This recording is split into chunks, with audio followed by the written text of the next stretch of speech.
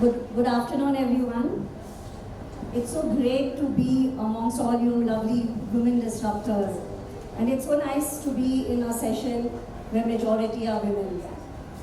And I'd like to thank Ad Gully for this opportunity. So I'm really happy to be a woman. Who reflects that sentiment? How many of us are really happy to be born women? And why not, right? We are smart, we are beautiful, we know how to manage challenges, we are multitaskers, we can work well with people, we have a high level of empathy, we have a high level of EQ, the emotional quotient, which is much required in the workplace. And yet, it's strange that women representation in the workforce is so disparate, right? I mean, the average number of women in the workforce is at 30%. Actually, South Indian Bank, the organization that I'm in, the bank that I'm in, is an exception. In South Indian Bank, 45% are women, which is really great considering the industry average.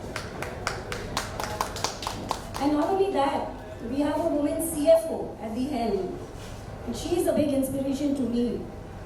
I mean, she epitomizes simplicity. She's humble and yet strong. And I really look up to her. So, coming back to the industry average of 30%, do you know what's the figure as you reach the leadership position, the CXO position? In the corporate world, 15 to 16% of the women are in CXO positions. And in the government, it's only 13%. And in the social sector, the NGOs, the development space, which is known to be women-centric, even there we are at 20% in the leadership position. So why do you think this is? Why do you think this is the case? I mean, it's definitely not because of lack of opportunity, right? In India,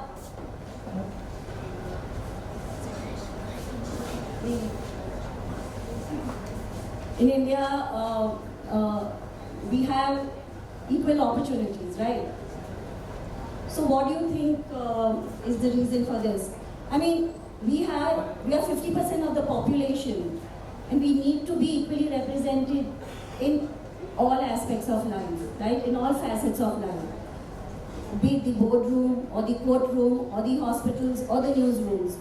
We should be there equally represented. So, what's the reason? I mean, could it be ambition perhaps? I know we are all ambitious out here, but what is the extent of ambition that we have? It's really important to dream big, and dream really big. Have those lofty goals which seem almost impossible to achieve, and then get behind them with conviction and courage and try and achieve them. It doesn't matter what your circumstances are. It matters how large your dreams are. So I honestly believe that all of us here should be really ambitious without guilt. But it's easier said than done, right? I mean, in India, we have it's more of a systemic issue. We live in a patriarchal society where women systemically underestimate themselves. It's the world around them, a lot of households. I mean, I've been fortunate to have been born in a very open-minded family with parents who have, encouraged me and fueled my dreams. But even so, the opportunities that I've had in my growing up years are not exactly the same as my brothers. So there are subtle nuances, I think, in most households. But it's up to us to overcome these shackles and overcome these limitations or expectations that are imposed on us. And again,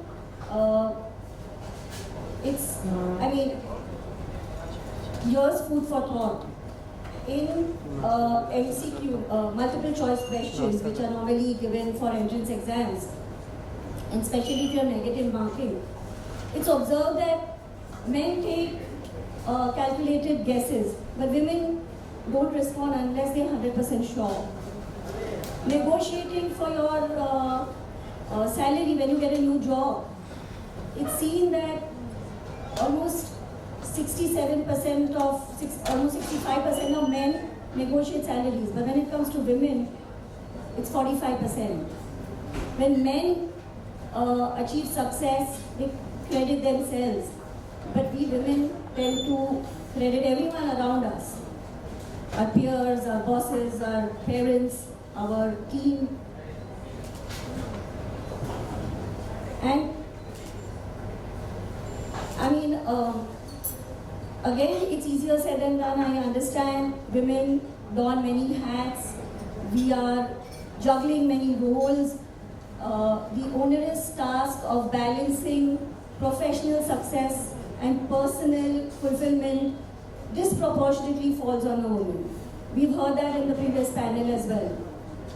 I mean, women have to really bear the burden of balancing, and invariably, if the personal space needs more attention, it's always mostly a woman who will opt out, happily so, from her career. I know this better than anyone else because I've been there. I've taken more than 3 career breaks throughout my life. When my first child was born, I had taken a break. And then after a few years, when my son was born, and then again, when my son had childhood asthma and he had very serious asthma attacks. So I had taken a career break even then, and there was a point where I was even working half day for a long 4-year period. So I understand that. And please take your breaks. I'm not here to tell you don't take career breaks. I'm actually saying do take it when you desire it, when it's required, when your circumstances demand it. But don't forget that it's just a break. And do come back when that's possible, when your circumstances change. Don't forget to get back right in. And that's the main message here. We see a lot of dropouts at the workforce at this stage. And then women mostly don't have the confidence to come back. The other thing that weighs very heavily is maternal guilt. I mean, I know that again, when I got back to work after my daughter was born, believe me, it was tough.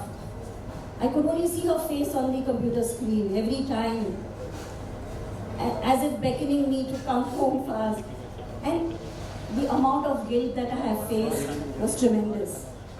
I kept questioning myself, what am I doing here? I should be at home with my child. And it just tears you apart. And they are so cute. I mean, to leave them and come back to your careers, it needs a lot. So, these are some of the things that I wanted to tell you. And of course, the last is taking risks. Again, it's been observed that women are less likely to take risks, 15% less likely to take risks than men. And if we don't challenge ourselves, if we don't take risks, we will not discover our true self. Actually, the thing that you're most afraid of, I would say go headlong into that first. And sometimes you'll get into this amazing journey of self-discovery, a journey where you'll discover your true potential. Again, I'll just take a few minutes to tell you about my own experience. A few years back, I went to the Everest Base Camp trek, and it was just this innate desire to do this trek and to go as close to Everest as possible. And Everest Base Camp was the highest altitude trek that one could take without being technically qualified. And I'm not a professionally qualified mountaineer. And so I knew what I was going in for. It was a tough trek. I had prepared for it. I was mentally and physically prepared for it. I went along with my husband. But what I discovered there was completely beyond expectation. It was far more difficult for me. I was really gasping with stamina every day. On the first day of the trek, both my knees went off, and I was in tremendous pain. Every day I was wearing knee guards and taking painkillers, and every day for the next 12 days I pushed myself to reach the end of the trek. But it was a journey of self-discovery for me. I never knew I had it in me. I didn't think I could push myself to this limit. I didn't think I had the potential. On the first day itself, I thought I should return back and I'll never be able to do it. And yet, a day at a time, I managed, and the achievement that I felt was amazing after all the struggle and all this effort. So, please take that plunge, take that risk, and really discover your tremendous amount of potential that you may not even know about. So I was wondering a few days back what I should talk to you guys about. And in Instagram, there is all these things, right? 5 beauty tips and 6 tips for home decor. So I said, let me give you my 7 tips for feminine courage to go get your glory. And so here it is. 1, be ambitious. Have really, really tall dreams, and then go after them to achieve them. Google has G Careers, Tata has Second Career, Inspiring People program, and Amazon, I think, has Springboard. All these are initiatives to help you get back into the corporate world and to mentor you, nurture you, and slowly help you ease your way in. So take these opportunities and get back in whenever you can. Prioritize yourself. I'm not saying be a workaholic, and work-life balance is immensely important. So take time for yourself, take time to work on your mental and physical wellness, take vacations, spend a lot of time with your family, and balance yourself so that you can enjoy the time that you put in work as well. Believe in yourself. Self-worth is extremely important. If you don't feel you're worthy enough, then how will anyone else feel your self-worth or believe in you? So believe in yourself. You can achieve anything that you set out to do. Be a risk taker, be a trailblazer. If you don't take risks, you may live a very comfortable life, but probably you will never be a trailblazer. Take those risks. And lastly, own your success and revel in the glory. You have earned it. And so, in conclusion, my fellow women disruptors, let us embrace our ambition. Let us break glass ceilings and societal expectations. Let us realize our worth and the worth of people around us. And let us make a world where every woman can thrive. Let us be that unbeatable source. Thank you. Thank you so much.